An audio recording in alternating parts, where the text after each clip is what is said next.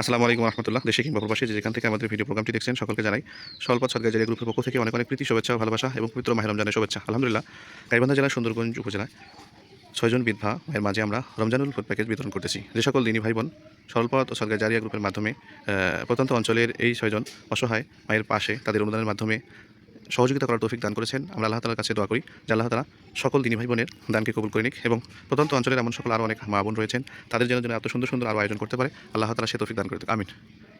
আমরা আজকে উপকরণ হিসেবে যে সমস্ত মালামাল আমরা দিয়েছি আমরা একটু দেখানোর চেষ্টা করব।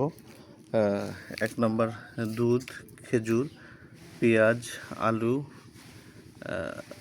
চাল, মসুরের ডাল, চিনি, লাচ্ছা, বনফুল, ছোলা, মুড়ি, তেল এবং বুন্দিয়া। আলহামদুলিল্লাহ, আল্লাহ তাআলা সকলের দানকে কবুল করুক। আমিন।